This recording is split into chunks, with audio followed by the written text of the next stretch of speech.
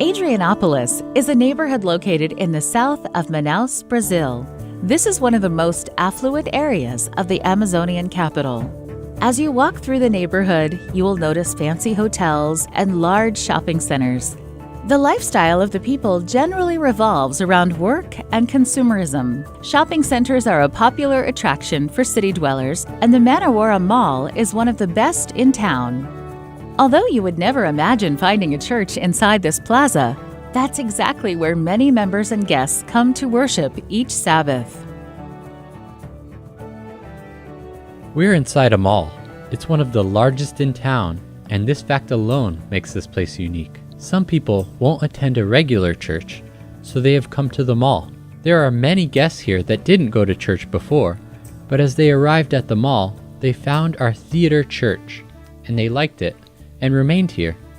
Adrianopolis, like many neighborhoods in large Brazilian cities, represents a huge challenge for mission. A secular and postmodern lifestyle has caused many in the city to forget the love of Jesus.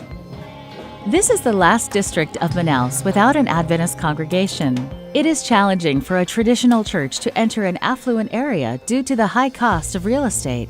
These meetings first began in a hotel auditorium nearby, and now they meet in the mall theater. This new and creative approach to location and worship style attracted the interest of shoppers who wanted to learn more about the church and the Bible. As a result of our decision to congregate inside a mall theater, this opened the door to several new people who attend here. Our worship style is a little different. We offer praise and worship through music. It's very lively and energetic. We have Sabbath school in small groups, and even our dress is more relaxed and informal by losing the tie and suit jacket. It's easier to relate to visitors from a different lifestyle and social class this way. People shopping at the mall look just like the people who are sitting in church. They feel like they belong when we don't look too different from them. The sign at the theater entrance reads, "New Time, Free Entrance."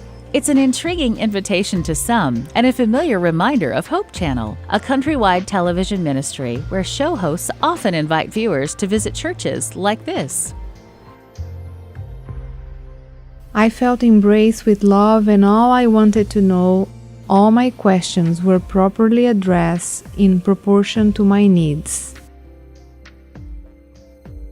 In an effort to attract a greater diversity of people at the theater church, Adventists in the community forged relationships through a special group called the Class of Friends.